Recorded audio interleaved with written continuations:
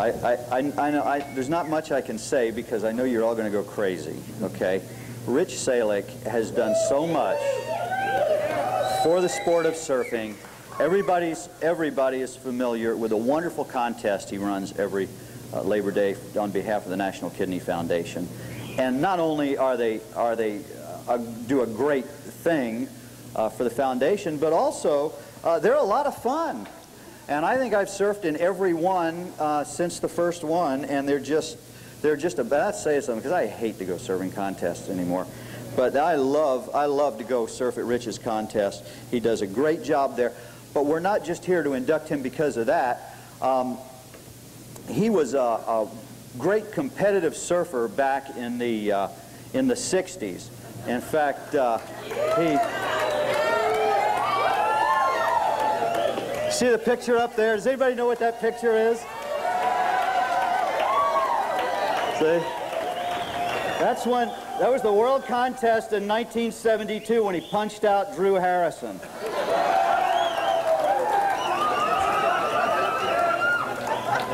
In the parking lot at Oceanside, California, because Drew was running his mouth, and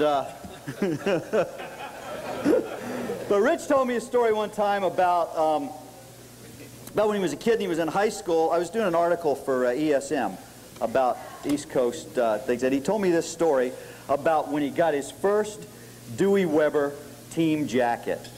And Mike, you got one of those jackets there? Mike's been wearing one all week. He got his first Dewey Weber team jacket, and he got to wear it that night to a school dance. There's one walking across the thing right now. You see what that looks like? So Rich got to wear that on a Saturday night to a school dance in Bradenton, Florida. Can you imagine that? I'll tell you what. He had to have been the coolest guy at the high school dance that night. I'll tell you, the coolest guy. Please, let's hear a warm round of applause for Rich Salick as we induct him into the East Coast Surfing Hall of Fame. Thank you, Bill.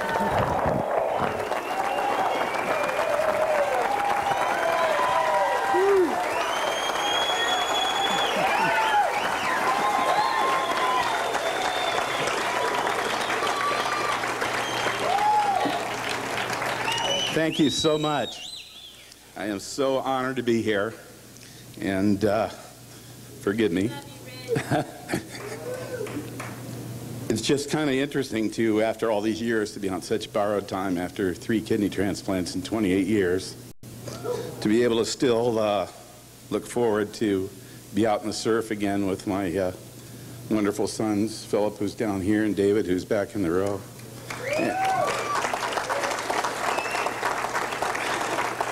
And when I can absolutely drag her out there, my lovely Barb, to make sure that she comes out with me because she surfs, which is great. I really have to thank my twin brother Phil, who's in the audience.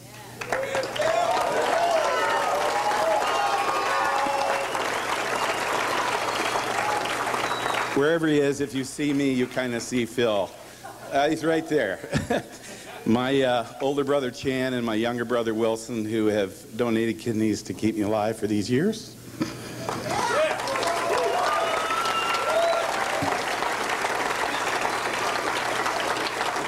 And to many of this group that I have been fortunate enough to be around competitively and in the water. I've had some great times. Certainly with Joey and I, we could have some terrible stories. And the great thing was Greg Lohr was the kid on the Weber team when we originally, now we're not so far apart, but Greg is younger than I, and he was the young kid, and when we used to dominate first peak at the inlet, and yes, we did dominate first peak at the inlet. These guys did have to work their way up the pecking order. And really, it was nice to be able to be introduced to surfing from a little island in the Gulf Coast, Anna Maria, and to be around such great surfers that I consider great surfers. Like I think the best guy that's ever come out of the Gulf Coast over there is Joe Webb, and his brother Ben is here. And phenomenal. This guy can surf the pants off of anything. And to be kind of plucked out of Anna Maria to be on the Weber team by Mike Tabling, who has always been one of my closest friends, and certainly one of my dear friends that I've recently been in touch with, and I will go visit soon, Bob Carson. And all these years, surfing has been so important to us. I grew up in an attitude and atmosphere where when Phil and I went out to check the surf at 4 o'clock in the morning, if it was good, we called back, and my mom would call the school and say we had the flu. This is absolutely true. And when we were on a Thursday night, if it looked like there was a good swell, we'd call up Rodriguez in Puerto Rico. If the swell was hitting, we were on our way. And we had the flu for a couple of days then also. The flu was just fierce back in those days.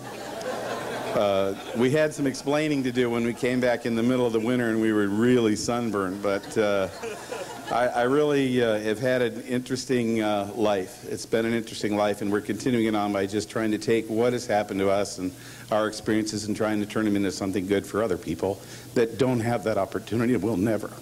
So thank you all for helping us.